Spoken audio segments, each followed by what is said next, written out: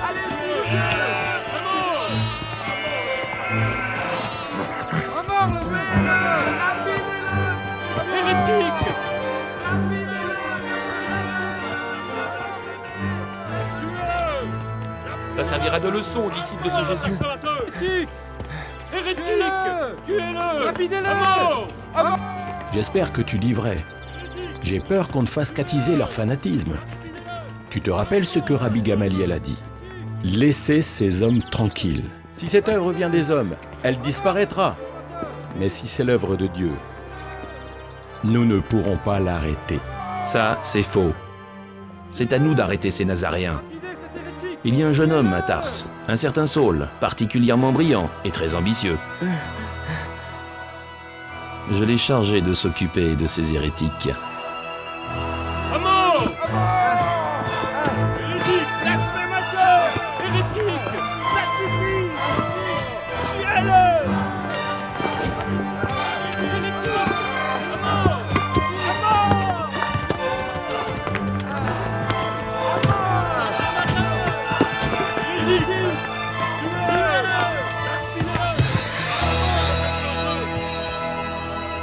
Seigneur Jésus, reçois mon esprit.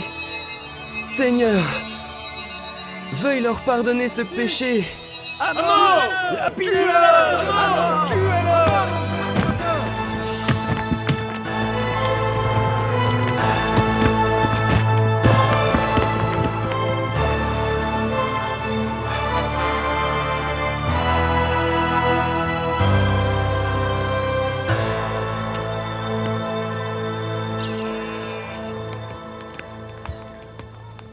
J'ai fait tout ce que j'ai pu pour éliminer de Jérusalem les disciples de ce faux Messie.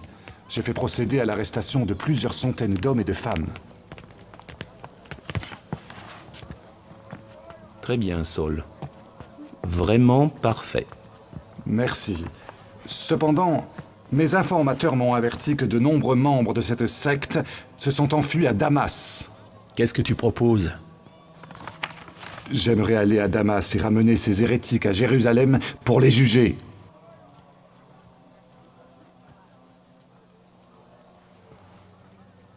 Sauf votre respect, Caïphe, Anne.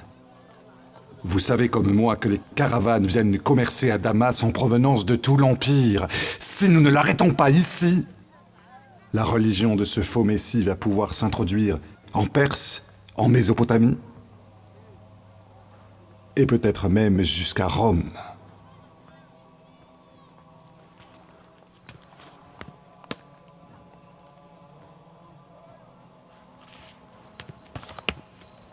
Va voir mon scribe demain matin. Il va te donner des lettres qu'il te faut pour t'introduire auprès de nos gens. À Damas.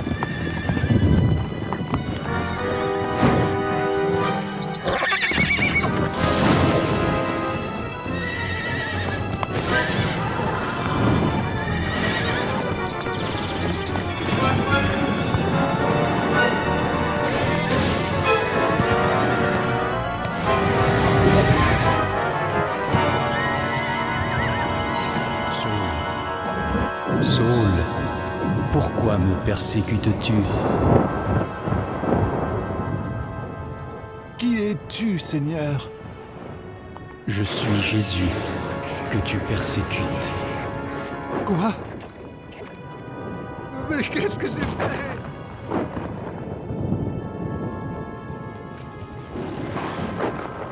Seigneur, qu'est-ce que tu veux de moi?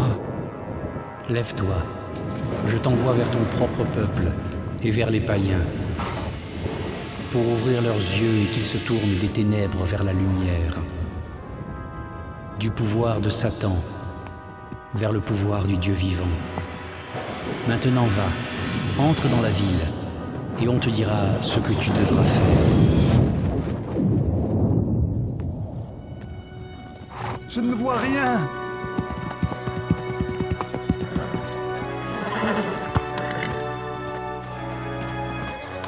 Je ne vois plus rien.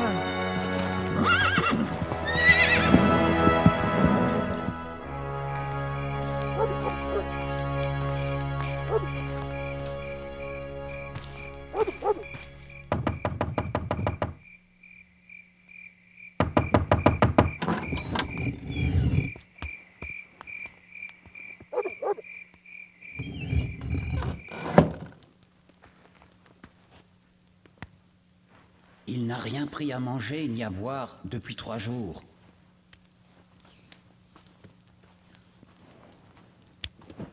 Ananias, te voici. D'où me connais-tu?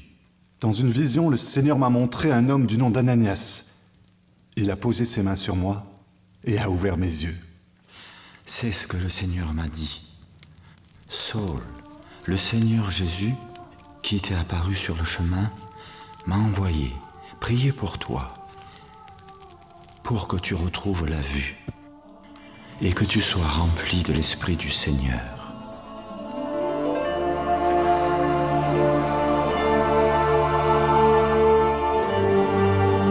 Merci, Seigneur. Je suis ton serviteur. À partir de ce moment, Saul de Tarse fut un homme différent. Il prit le nom de Paul et devint un ardent évangéliste au service de Jésus-Christ.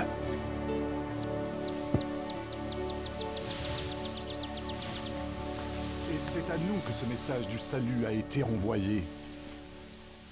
Les habitants de Jérusalem et leurs chefs n'ont pas compris qui était Jésus. Et en le condamnant, ils ont accompli les prophéties qui sont lues chaque sabbat. Ils l'ont crucifié. Mais Dieu l'a ressuscité d'entre les morts le 3e jour. Et il m'envoie pour que vous sachiez que c'est précisément par ce même Jésus qu'on peut recevoir le pardon des péchés. Et c'est par lui que tous ceux qui croient reçoivent la vie éternelle.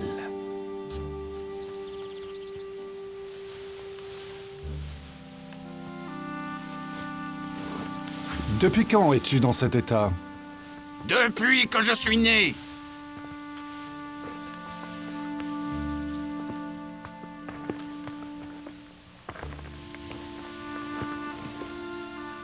Est-ce que tu crois que ce que j'ai dit est vrai ?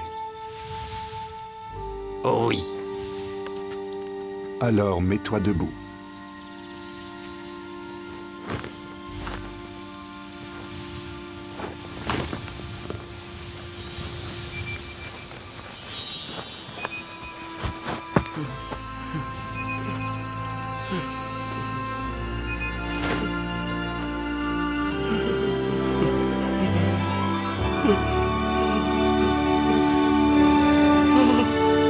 Mon Dieu.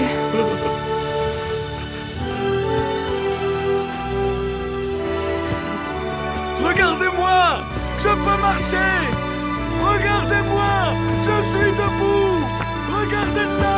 Je marche! Je marche! Regardez! Regardez!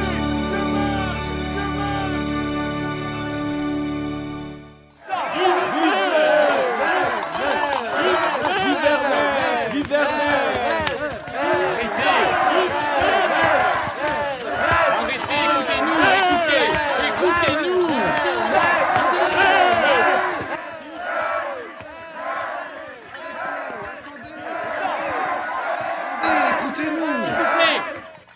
Nous ne sommes pas des dieux! Barnabas et moi, nous sommes des hommes comme vous. Nous sommes venus vous dire que ces statues n'ont aucun pouvoir. Dieu veut que vous laissiez les idoles pour vous tourner vers le Dieu vivant, qui en Jésus-Christ est venu pour vous sauver. Par le passé, Dieu a laissé toutes les nations suivre leur propre voie. bien qu'il n'ait jamais cessé. Est-ce que tu te rends compte que le Dieu d'Abraham est blasphémé par ces hommes? Ce sont des hérétiques. Il faut les lapider pour ce sacrilège. Pfuh. Excellente idée. Il est temps d'arrêter enfin cette secte. Vous devez rejeter ces dieux sans vie et adorer le seul, véritable Dieu vivant. J'ai essayé de les arrêter, mais ils étaient trop nombreux pour moi. Si vous aviez été là, ils vous auraient lapidé aussi. Où est-il? Il est là. Paul! Il ne peut pas être en vie. Seigneur, je t'en prie.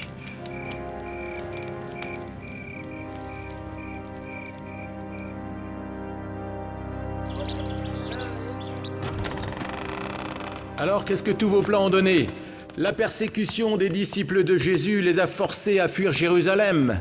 Ils se sont dispersés dans tout l'Empire romain et y ont disséminé leurs idées hérétiques. Et toi, qu'as-tu fait? Tu as envoyé Saul pour les arrêter. Et qu'est-il arrivé? Il est devenu l'un des leurs. Non! Pire que cela! C'est leur meneur! Bientôt les Juifs du monde entier vont devenir les partisans de ce Jésus. Et que va-t-il arriver? Qui va venir à Jérusalem pour subvenir aux besoins du temple? Anne, tu t'inquiètes bien trop. Je suis en relation avec notre peuple. Partout où il va, ils sont prêts à lui résister. Laisse-nous. Ce Saul, ou Paul, comme il se nomme lui-même, va d'ici peu être retrouvé mort à cause des coups qu'il aura reçus d'une foule en colère. Oui, j'ai entendu dire qu'on l'avait lapidé à Lystre, mais ils n'ont pas réussi à le tuer. Tes gens ne peuvent-ils donc rien faire correctement?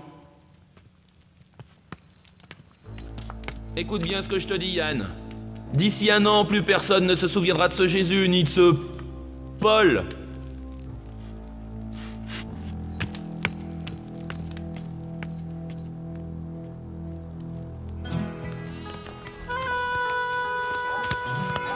Tu es retourné voir cette diseuse de bonne aventure. Tu perds ton argent. Combien de fois je vais te dire de ne plus y aller? Tu dois être sur tes gardes. Quelqu'un de chez Libraïa va essayer de t'influencer. Mais un autre du signe de la lune va te faire une proposition prometteuse. Tu ne dois pas refuser. Mais comment reconnaître cette personne? Je t'en prie, dis-le-moi. Ça suffit! Rodia t'en a assez dit! Non, non, si tu veux en savoir plus, tu dois revenir une autre fois.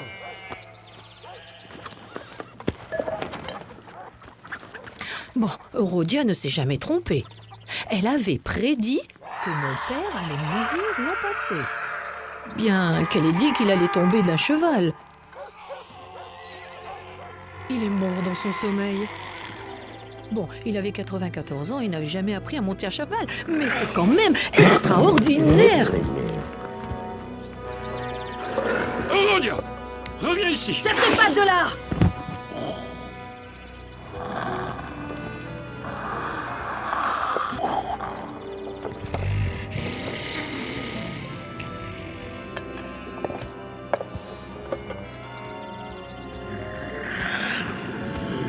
Je sais qui tu es.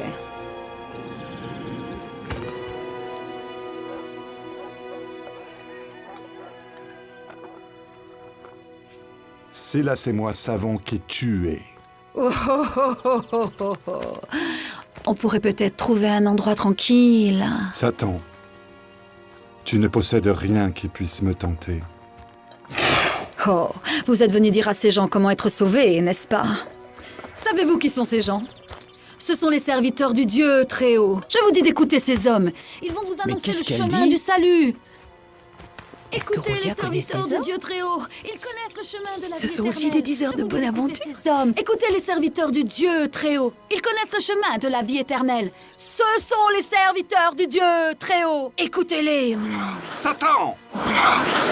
Je te commande au nom de Jésus, le Christ, de sortir de cette femme!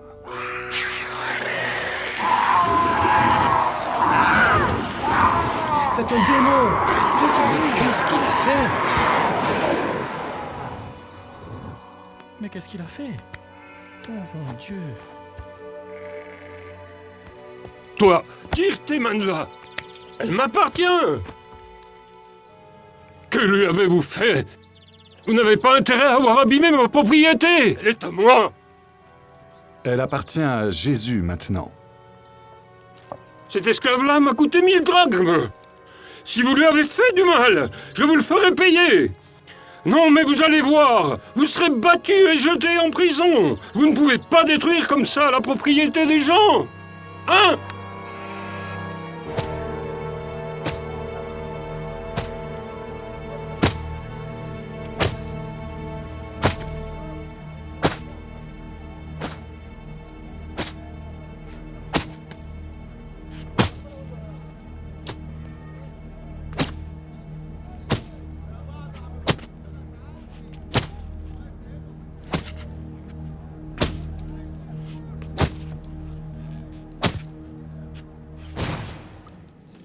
Ça va t'apprendre à t'occuper des esclaves des autres.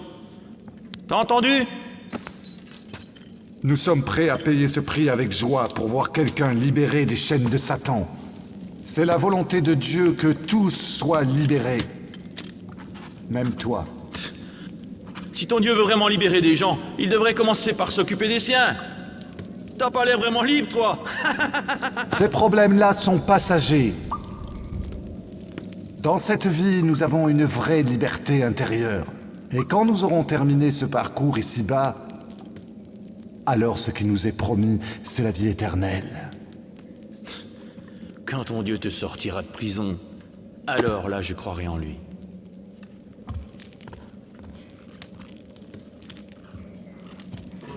On les bat, on les jette en prison, c'est pas important. Une vie après. Liberté. Des fous. Des fous. Cela ne veut rien dire. Qu'est-ce que tu regardes?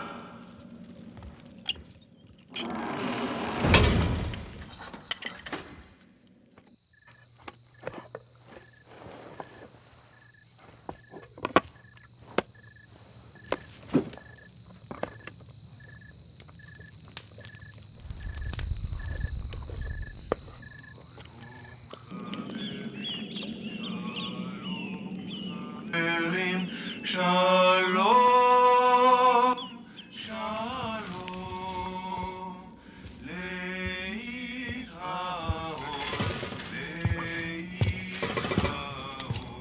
shalom.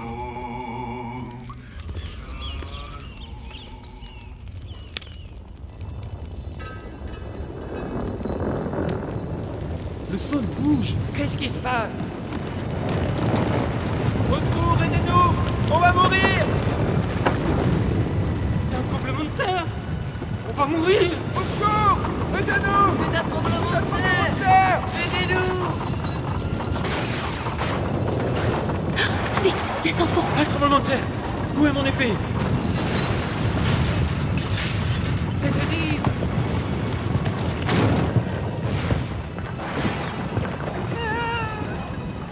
Les prisonniers! Ils peuvent s'enfuir! Où est mon épée?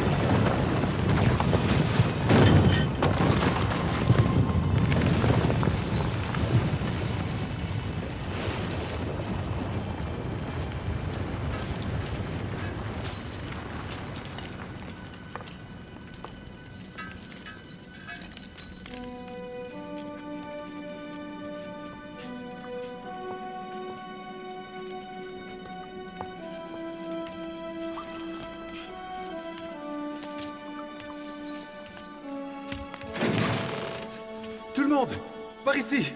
Venez, passez ici. Par là. Vite, vite. Tout le monde par là. Allez-y, par là.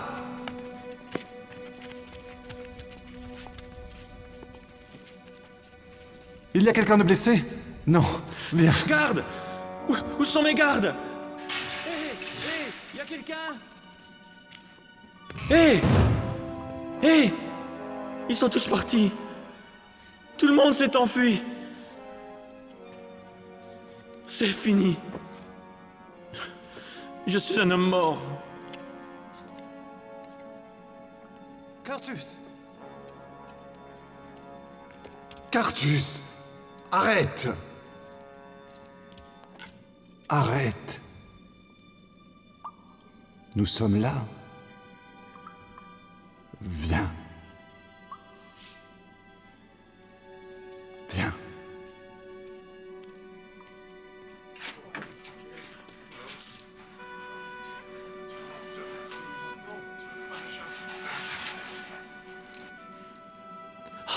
Vous êtes là. Ils sont tous ici. Toi, tu m'as redonné la vie. Tu aurais pu partir. Pourquoi? Pourquoi t'es pas parti? Jésus nous a libérés, Silas et moi, en nous sauvant de la loi du péché et de la mort. Cartus, il veut que toi aussi tu sois libre. Qu'est-ce que je dois faire pour être sauvé?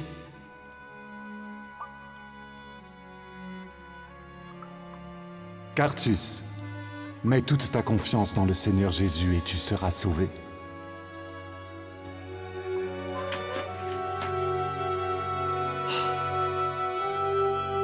Je crois. Oh oui, je crois.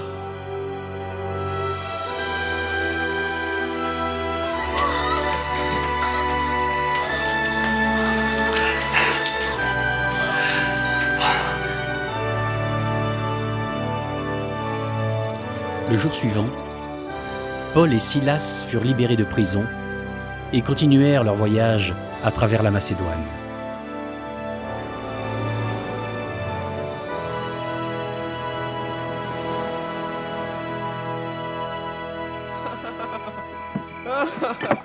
Quand les magistrats de Philippe découvrirent que Paul et moi étions citoyens romains, ils ne purent attendre de nous escorter le plus vite possible hors de la ville.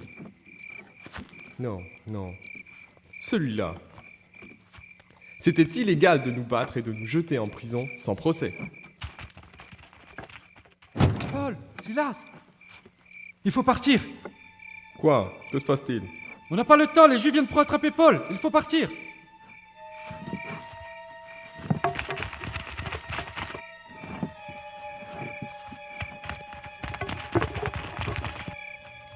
Je prends nos affaires.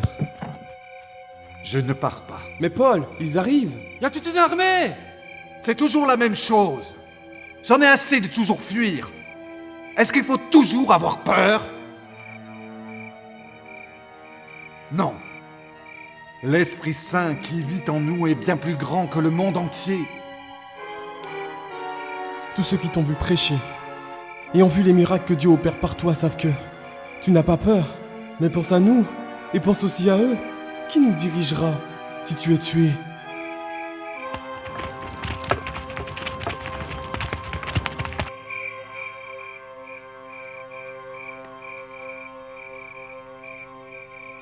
Silas, toi tu restes. C'est moi qu'ils veulent.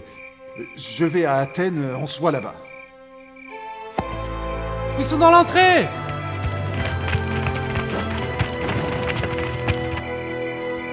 Prends ça. Si Dieu le veut, on se voit à Athènes.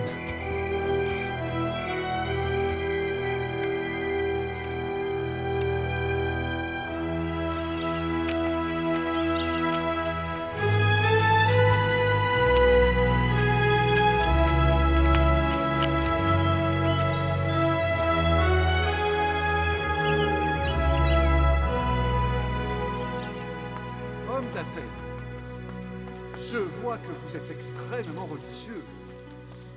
Car en parcourant la ville, j'ai vu que vous adorez beaucoup de divinités. J'ai même vu une statue dédiée au Dieu inconnu. Je peux vous dire que ce Dieu que vous adorez sans le connaître est précisément le Dieu qui a fait le monde et ce qu'il contient. Puisqu'il est Seigneur du ciel et de la terre, il n'habite pas dans les temples faits par l'homme. Il n'est pas servi par des mains humaines, comme s'il en avait besoin. Car c'est lui-même qui donne aux hommes la vie, le souffle et toutes choses. Nous ne devons pas croire que Dieu soit une image en or, en argent ou de pierre, inventée par l'imagination des hommes. Dieu commande que tous les hommes, en tout lieu, se repentent. Car il a fixé un jour où Jésus, le Christ, jugera le monde. Et il nous en a donné une preuve. Après que Jésus a été crucifié par les Romains, il a ressuscité des morts. Il a dit ressusciter des morts.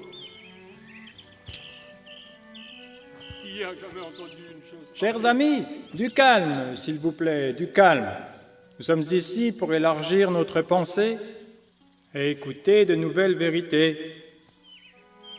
Paul, nous avons apprécié ce que tu avais à dire. Tu nous as beaucoup donné à réfléchir.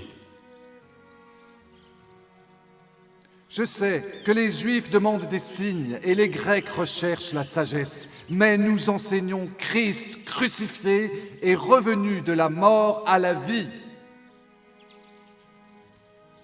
Ces choses sont une pierre d'achoppement pour les Juifs et une folie pour les Grecs. Eh bien, je regrette qu'il se fasse tard. Nous t'entendrons encore demain, Paul. Merci. Merci, Paul. C'est tout pour aujourd'hui.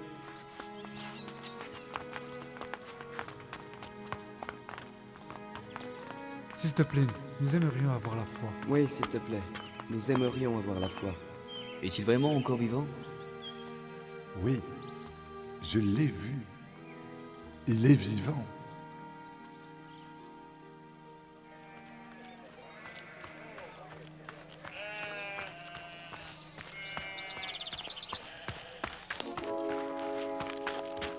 C'est le sorcier.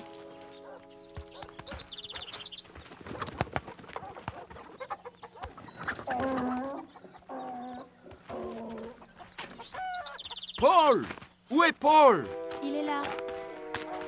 Prophète, on m'a dit que tu avais un don pour guérir venant du grand Apollon. Alors on t'a mal renseigné. Il n'y a qu'un seul vrai Dieu, et c'est lui seul qui guérit. Est-ce ton fils? Oui. Et j'ai fait tout ce que je pouvais pour le guérir. J'ai épuisé mes connaissances en magie noire. J'ai épuisé toutes les incantations pour la guérison. Et ça empire.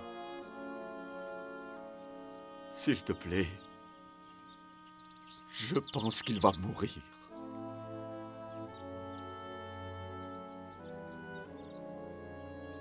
Seigneur, je te demande, dans le nom de Jésus le Christ, de guérir ce petit. Guéris-le parce que tu es un Dieu de compassion et comme signe pour tous les hommes que tu es le seul vrai Dieu.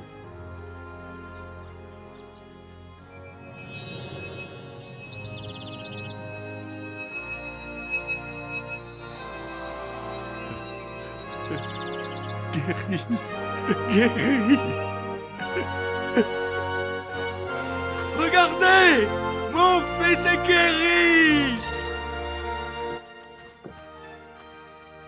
Ce Jésus est le seul Dieu véritable. Je suis sorcier. Comment puis-je le servir? Tu dois d'abord abandonner la sorcellerie et la magie. C'est un bien faible prix à payer.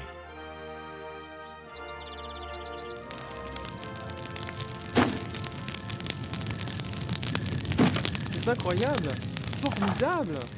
Sais-tu combien coûtent ces rouleaux d'incantation? Au moins 5000 drachmes. Et l'âme d'un homme a une valeur tellement plus grande. Les anges du ciel se réjouissent ce soir. Paul! Silas!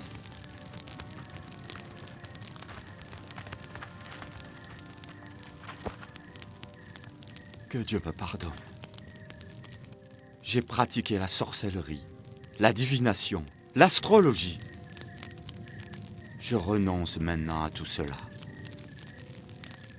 Merci Seigneur pour cette âme perdue. Christ t'a libéré.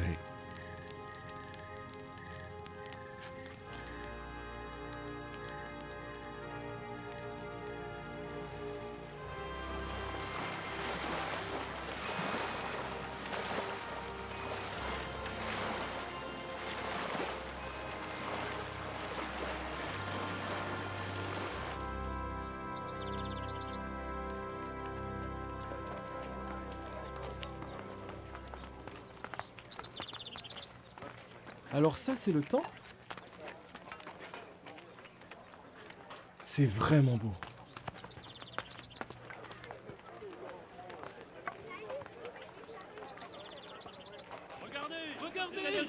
Un hérétique!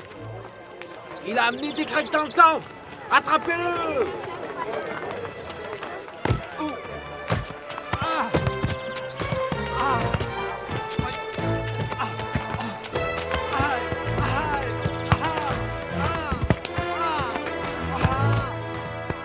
Ces hommes qui ont bouleversé le monde entier sont venus jusqu'ici.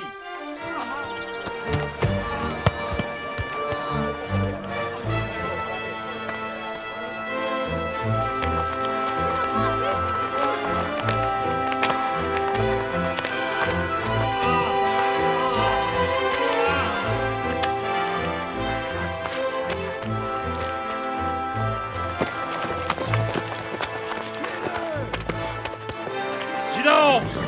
Hors de ma route! Serrez-vous! Qui est cet homme? Un hérétique! Un meurtrier! C'est quoi son crime? C'est un ennemi de Rome! Embarquez-le, direct à la caserne! Allez!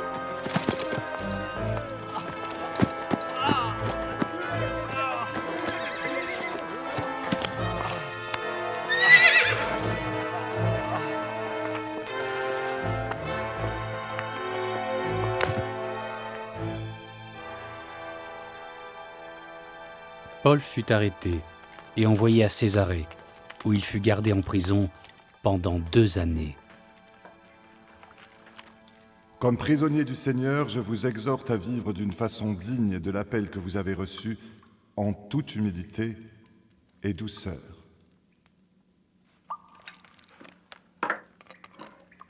Soyez patients.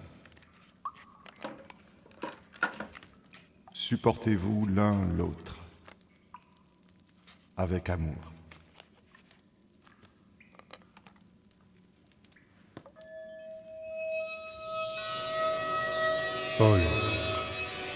Paul, n'aie pas peur.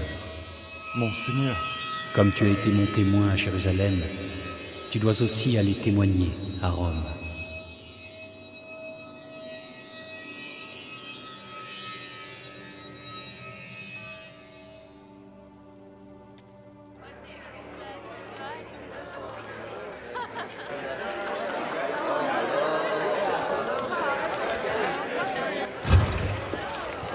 Gouverneur Porcius Festus, procurateur romain, roi Agrippa, roi de Judée, et sa femme Bérénice.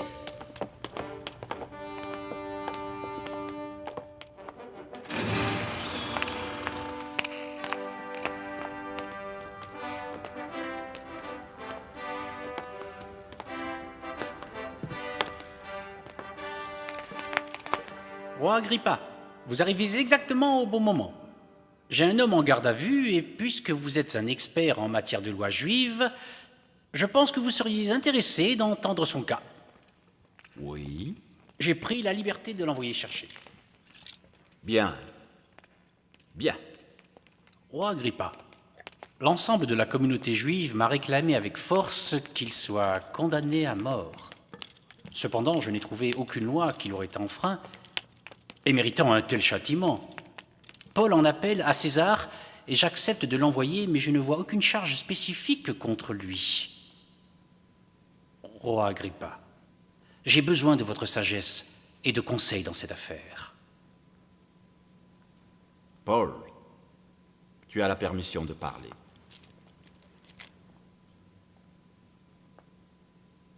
Roi Agrippa, je m'estime heureux de pouvoir me tenir devant toi aujourd'hui et présenter ma défense. Surtout parce que je sais que tu connais bien les Juifs, leurs coutumes et leurs discussions. Je te prie de m'écouter avec patience.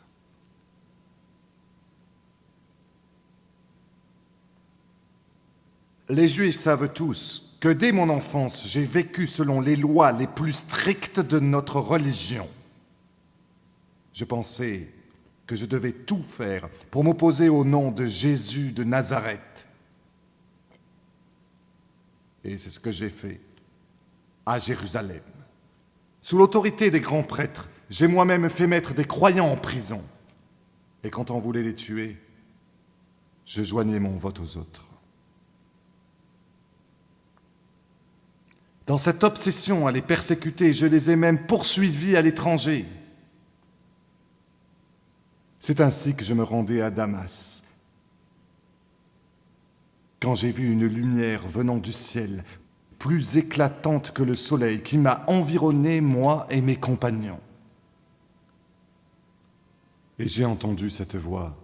« Saul, Saul, pourquoi me persécutes-tu » J'ai demandé, « Qui es-tu, Seigneur » Je suis Jésus. Maintenant, lève-toi et tiens-toi debout. Je t'ai choisi pour t'établir serviteur et témoin auprès des Juifs et des païens. Et je t'envoie pour leur ouvrir les yeux et qu'ils se tournent des ténèbres à la lumière et du pouvoir de Satan à Dieu, afin qu'ils puissent avoir leurs péchés pardonnés. Alors, roi Agrippa, je n'ai pas désobéi à cette vision céleste. J'ai prêché aussi bien aux Juifs qu'aux païens de se repentir et revenir à Dieu. C'est pourquoi les Juifs m'ont saisi dans le temple. Mais je n'ai rien dit d'autre que ce que les prophètes et Moïse avaient annoncé, que le Messie souffrirait et que ressuscité d'entre les morts, il annoncerait la lumière à son peuple et aux autres nations. Ressusciter des morts? Tu es complètement fou, Paul! Toutes tes études t'ont rendu fou. Je ne suis pas fou, excellent Festus. Ce que je dis est la vérité, telle qu'annoncée par les prophètes. Je sais que le roi est familier de ces choses. Roi Agrippa, crois-tu à la loi et aux prophètes ?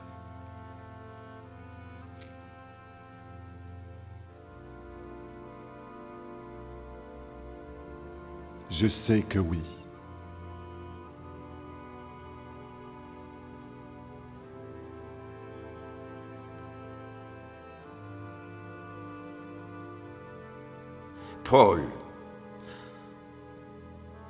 Paul, tu veux me persuader de devenir chrétien? Je prie Dieu que non seulement toi, mais également tous ceux qui entendent mes paroles puissent devenir ce que je suis, à l'exception des chaînes. Qu'en pensez-vous? Paul n'est coupable d'aucun crime. Il pourrait être libéré s'il n'en avait appelé à César. Il semble qu'il n'ait rien fait qui mérite la mort, ou même la prison. Cependant, il doit aller à Rome, où César devra le juger.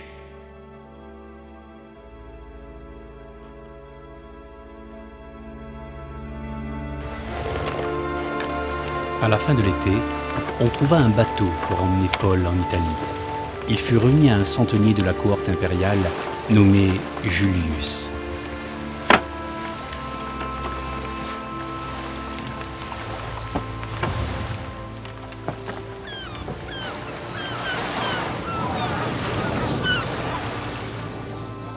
Remontez l'ancre!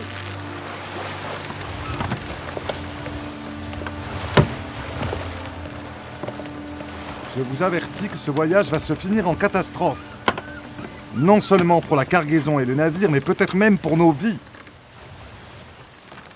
Dis-moi voir, c'est quoi ton métier? Tu dis l'avenir, je suppose? Je fabrique des tentes. Ah, d'accord. Faiseur de tentes. Le capitaine et le propriétaire du bateau m'ont indiqué que ce port n'est pas bon pour hiverner. Nous allons lever l'ancre et suivre la côte ouest jusqu'à un autre port. Ah, regarde-t'en! Comme il fait beau!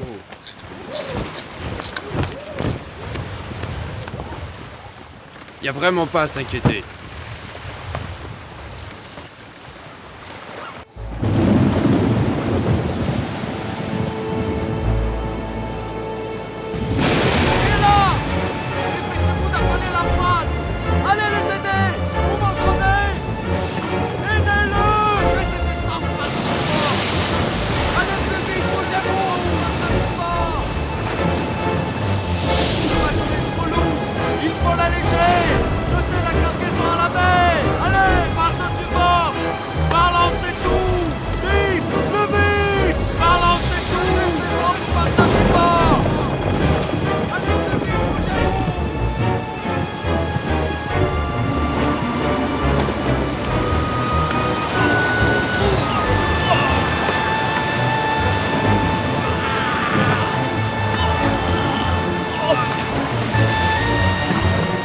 Essayez de s'échapper.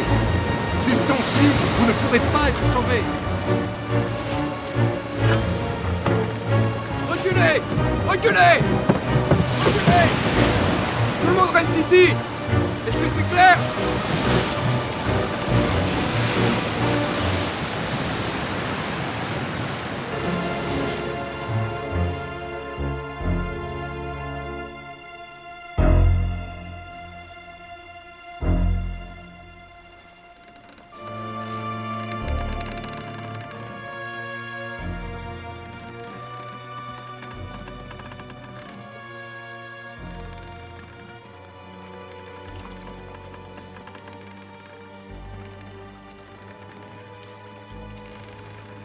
Je ne sais pas où nous sommes.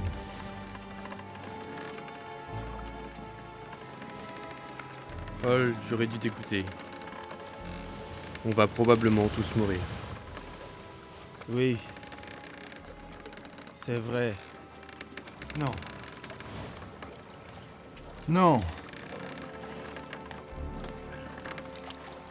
Ne perdez pas courage. Personne ne va mourir. Et comment tu sais ça? Un ange du Dieu que je sers m'est apparu cette nuit et m'a dit « Paul, n'aie pas peur. Il faut que tu comparaisses devant César. Et Dieu t'a aussi donné la vie de tous ceux qui naviguent avec toi. Le bateau sera perdu, mais personne ne va mourir. Ne perdez donc pas espoir. J'ai confiance en Dieu que ça va se passer comme ça m'a été dit.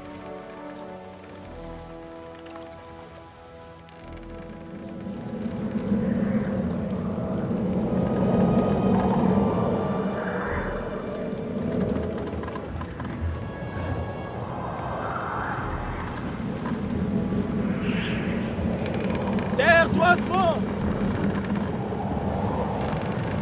Il faut qu'on fasse échouer le bateau! Coupez les ancres! Lissez la voile d'artimon et direction la plage!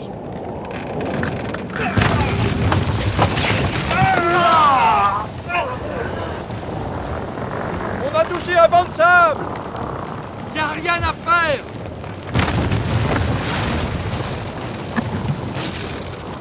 La coque se casse! Elle se disloque! Faut tuer les prisonniers! S'ils s'échappent, nous serons exécutés! Non! Non! Tu vas aider tout le monde à y arriver! Trouve-moi des planches, des bouts de bois pour ceux qui savent pas nager! Tout le monde doit atteindre le rivage, t'as bien compris, soldat? Ouais, monsieur!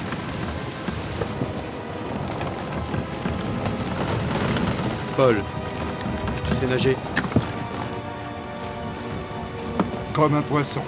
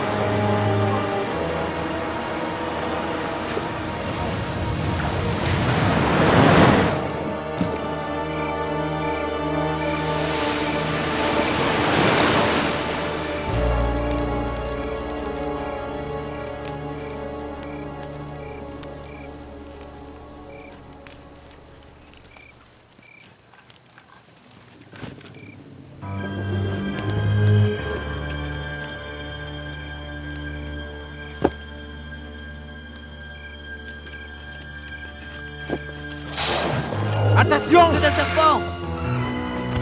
Reculez! Une vipère! C'est mortel! Paul, ta main, ça va? Ce n'est rien. Le venin de ce serpent tue presque instantanément. Gélius, ne t'inquiète pas. Le Seigneur m'a promis que j'irai à Rome. Rien ne pourra empêcher que ça se fasse.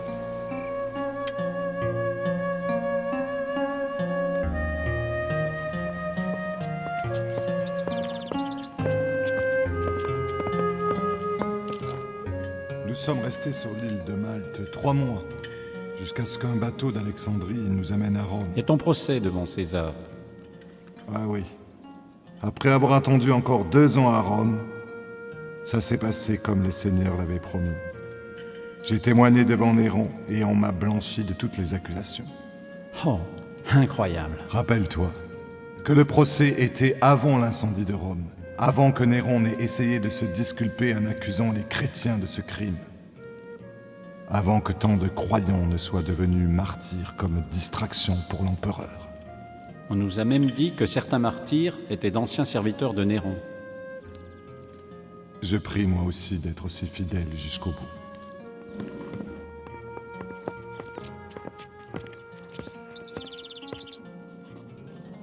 Car Dieu ne nous a pas donné un esprit de crainte, mais un esprit de puissance, d'amour et de bon sens. Alors n'aie pas honte de témoigner du nom de notre Seigneur, ni honte de moi, son prisonnier.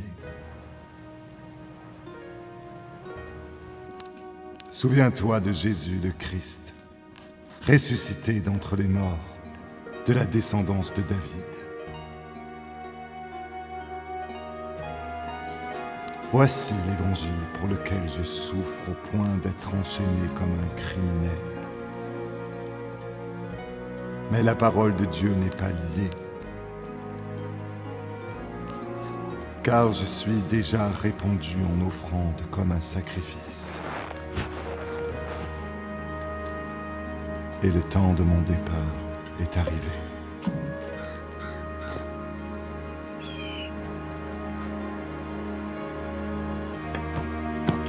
Allons-y.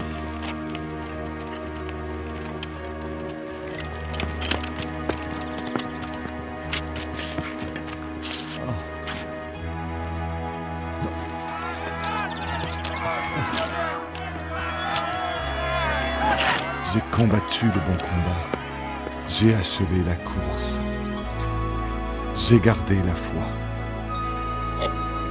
Maintenant, la couronne de justice m'est réservée.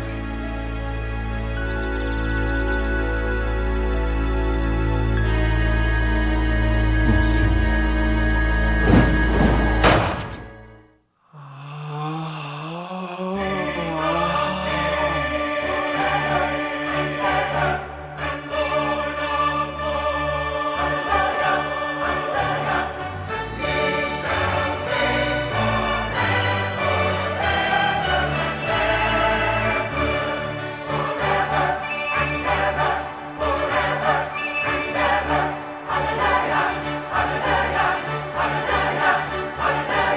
La parole est près de toi.